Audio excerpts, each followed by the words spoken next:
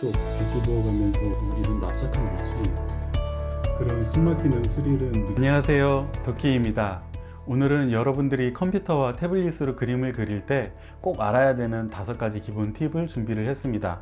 보통 그림을 그릴 때 파일을 열고 스케치와 채색을 한 다음에 디테일을 올리고 후보전까지 해서 진행을 하게 되는데요. 각 과정별로 이런 팁은 좀 더 빨리 알았으면 좋았겠다 하는 팁을 한 개씩 뽑아 봤습니다. 각 팁은 약 3분씩 진행이 되는데요. 끝까지 지켜보시면 두세 개의 팁은 꼭 도움이 되실 거예요. 자, 그럼 시작할까요? 여러분들이 프로크리에이트를 처음 열면 보게 되는 화면인데요. 저는 프로크리에이트를 사용을 했는데 여러분 사용 환경에 따라서 스케치북 프로나 포토샵 어떤 툴을 사용해도 다 똑같이 적용되는 팁이에요. 시작하기에 앞서서 오늘 좀 썰렁하니까 처음이라 좀 어색하기도 하고요. 스페셜 게스트 한 분을 모시도록 하겠습니다. 게스트는 바로 요 정월인가요? 굴비 같은데 굴비. 이 그림은 제가 그린 건 아니고요. 제프리 T 랄스니라는 분이 그린 그림이에요. 제가 참 좋아하는 요소들이 곳곳에 있어서 그 다음 오늘 5가지 팁을 드릴 텐데 그 팁 전반에 걸쳐서 계속 도움을 줄 굴비입니다. 제가 처음 드리고 싶은 팁은 바로 흰색 캔버스를 피하라는 말씀을 드리고 싶어요. 한번 제가 이 배경을 흰색으로 바꿔볼게요. 벌써 이 그림 느낌이 많이 달라지잖아요. 보통 이제 그림을 그릴 때 하얀색 배경에 검은색으로 스케치를 하고 채색을 하잖아요. 그런데 사람 눈이 이제 뭔가에 익숙해지면 잘 느끼거나 보지 못하는 특성이 있어요. 그래서 보통 이제 그림 그리시는 분들은 중간중간 캔버스를 계속 뒤집어 가면서 이제 작업을 하게 되는데요. 흰색도 마찬가지예요. 여러분들이 흰색을 깔고 계속 작업을 하시면 눈이 둔감해져서 채색할 때 노출이 좀 오버된다든지 명암을 잘 잡아내기가 힘들어요. 앞으로 여러분들이 이제 채색도 하고 열심히 달려야 되는데 굳이 눈을 피로하게 해둘 필요는 없겠죠. 그래서 중급자분들은 보시면 보통 채색 들어갈 때 배경색 깔고 들어가잖아요. 근데 저는 아예 스케치 할 때부터 약간 회색 배경색을 깔고 작업하시는 것을 추천을 드릴게요. 이제 캔버스를 깔았으니까 스케치를 해야 되는데요. 스케치는 정말 연습밖에 답이 없습니다. 헬스처럼 이만큼 정직한 것도 없어요. 많이 하셔야 되는데요. 그럼에도 몇 가지 팁은 있어요. 이제 그 팁은 바로 숨겨진 모양을 찾거나 그리는 대상의 여백을 그리는 건데요. 쉽게 예를 들어서 이 굴비를 같이 한번 볼게요. 이 굴비가 지금 옆모습이 아니라 약간 비스듬히 정면을 보고 있잖아요. 이런 원근감이 있는 물체를 그릴 때 우리 뇌가 굉장히 힘들어합니다. 힘들어하면서 펜이 잘 안 나가요. 왜냐하면 우리가 알고 있는 모양하고 지금 보이는 모양이 서로 다르기 때문인데요. 우리가 예를 들어서 우리가 알고 있는 굴비 모양은 대략 그려보면 이렇게 길쭉하잖아요. 이렇게 길쭉하게 돼 있을 텐데 지금 요 왼편에 우리가 그리고자 하는 물체는 찌그러져 있으니까 이게 이제 받아들여지지가 않는 거죠. 이거를 어떻게 극복을 할 수 있냐면요. 요 우리가 그릴 이 면 있잖아요. 이 면을 납작한 물체라고 생각해 주시면 훨씬 수월해요. 예를 들면 제가 좀 미리 그려놨는데요. 이런 식으로 굴비가 아니라 이런 납작한 물체인 거죠. 그래서 이런 납작한 물체를 그린다고 생각하면 훨씬 쉽게 접근을 할 수가 있어요.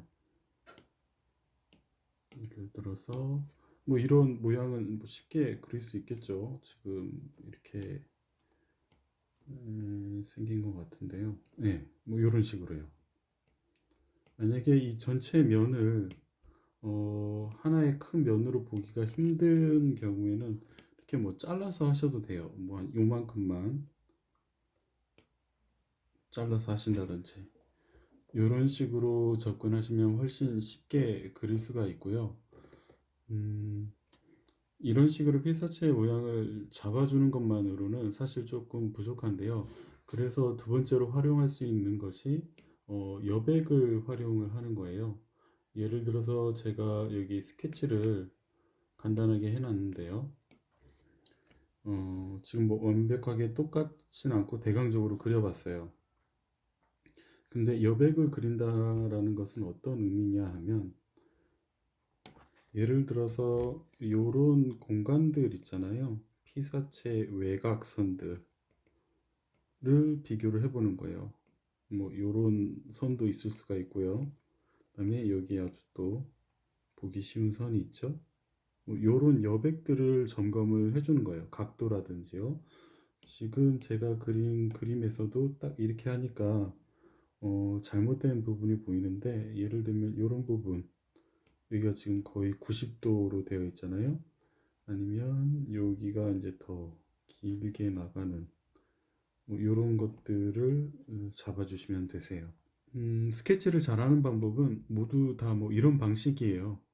뭐 여러 가지 기준을 두고 계속 점검을 하는 거죠. 스케치 잘 하시는 분들 보면 이런 과정이 막 너무 익숙해져서 자연스럽게 그리시거나, 아니면 끊임없이 머릿속으로 생각하면서 손을 움직이시는 분이 대부분이에요.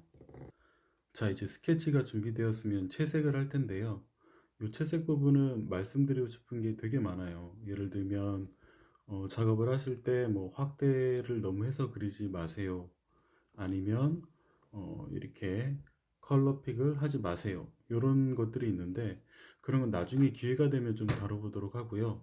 만약 딱 하나만 말씀드려야 한다면 저는 명도입니다. 여러분 중고등학교 미술 시간에 소묘 많이 하시잖아요. 그리고 이제 석고대생을 많이 하기도 하고요. 그만큼 명도가 중요하기 때문인데요. 사실 명도만 맞으면 색상을 뭘 칠해도 그 그림이 이해가 돼요. 예를 들어 제가 이 굴비를 좀 명암만 넣어 볼게요.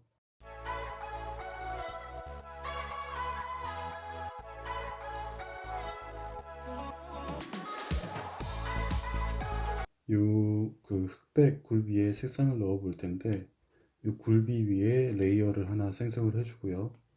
이 레이어 모드를 색상으로 바꿔줍니다.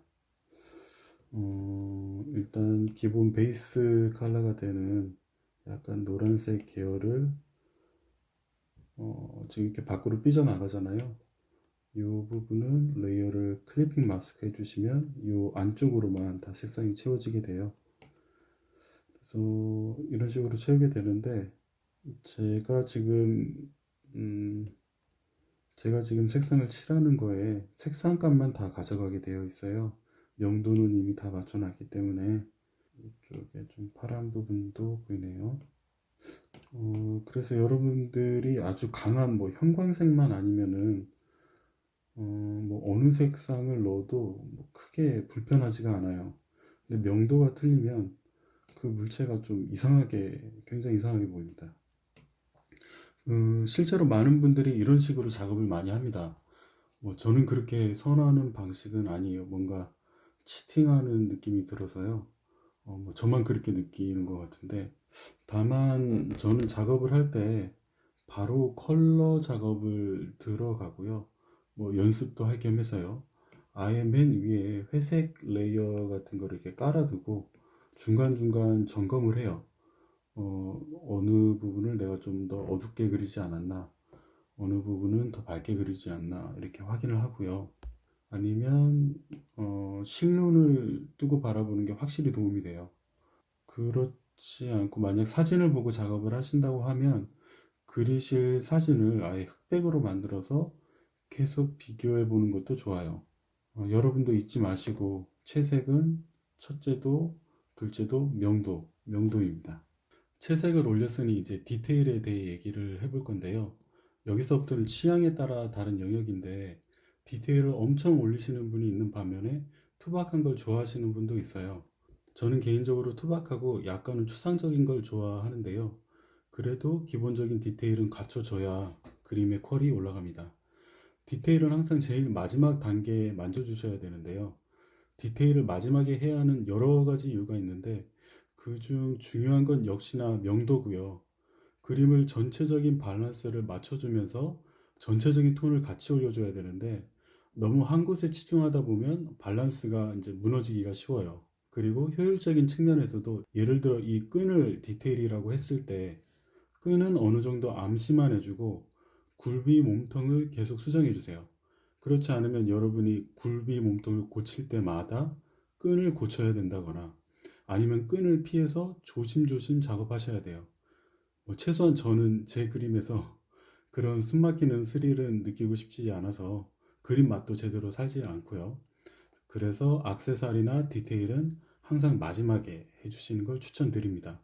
여기서 잠깐 레이어 쓰면 되지 않냐 이런 말씀을 하실 수도 있는데요. 레이어 사용을 저는 자제를 하는데 그 이유는 다음 팁에 연결해서 같이 말씀을 드릴게요. 자, 그럼 마지막 팁입니다. 여러분 꾸준히 연습하세요. 앞에 있는 룰을 모두 무시하세요. 이런 말씀은 안 드릴게요. 마지막 단계에서는 재질이나 이제 리터치 작업을 해줘야 되는데요. 이것도 디지털 페인팅이기 때문에 좀 이런 리터치 작업이 많이 필요해요. 왜냐하면 디지털 페인팅은 깨끗할 수밖에 없잖아요. 간단히 얘기해서 손맛이 안 나는데요. 그래서 항상 리터치 작업을 필수로 해줘야 됩니다. 예를 들면 종이 재질 질감을 바닥에 이런 식으로 깔아준다든지요. 이 종이 질감 재질은 인터넷에서 쉽게 다운로드 할 수가 있어요. 저는 이거 소프트 라이트 모드에 뒀는데요. 보통에 두면 요런 재질인 거죠. 요런 재질인데 저는 주로 소프트 라이트에 놓고요.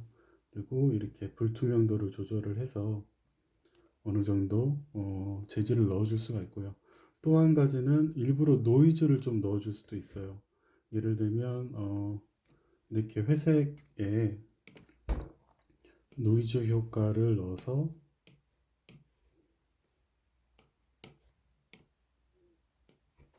노이즈 효과를 이렇게 넣어준 다음에 지금 이렇게 노이즈 효과를 넣으면 이제 빨간색 이런 게 보이잖아요. 그래서 이런 것들은 이제 아예 채도를 낮춰주시면 이제 흑백으로 바뀌겠죠. 이렇게 해주신 다음에 이것도 마찬가지예요. 소프트 라이트를 주고 슬라이더를 왔다 갔다 하면서 본인의 취향에 맞게 노이즈를 넣어주시면 됩니다. 저는 한 이 정도로 맞춰 놓을게요. 이런 방법들이 있는데요. 그럼에도 가장 좋은 방법은 역시 레이어 개수를 최소화해서 그리는 거예요. 특히 깔끔하게 떨어지는 일러스트가 아니고 어떤 회화적인 느낌을 좋아한다고 하시면 레이어 사용은 최대 3개 이하로 줄이세요. 혹 불가피하게 레이어를 많이 사용하셨다가도 결국에 어느 후반부에서는 레이어를 다 합쳐서 작업하시기를 강력 추천드립니다. 예를 들어 이제 이 굴비를 지금 제 프리티 라이슨의 굴비를 한번 보면 여러분들이 레이어를 나눠서 작업하면은 이런 끈하고 굴비에서 이제 같이 먹어 들어가는 부분이 있잖아요. 이런 느낌이 절대 나지가 않습니다. 이런 배경하고요. 제가 레이어를 나눠서 작업을 하고 이런 느낌을 내보려고 했는데 시간이 더 오래 걸리더라고요. 그래서 레이어 사용은 최소한으로 줄이는 것을 권장드립니다. 이렇게 5가지 팁을 알아봤는데요. 어떻게 좀 도움이 되셨나요? 사실 팁 하나에 한두 시간은 좋게 이야기를 할 수 있는데 짧고 간략하게 요점만 말씀을 드렸습니다. 혹시 궁금하신 사항이나 자세히 알고 싶은 사항은 댓글 남겨주시면 추후에 또 영상으로 찾아뵙도록 하겠습니다. 앞으로도 좋은 팁 많이 준비해서 꾸준히 찾아뵙도록 하겠습니다. 감사합니다.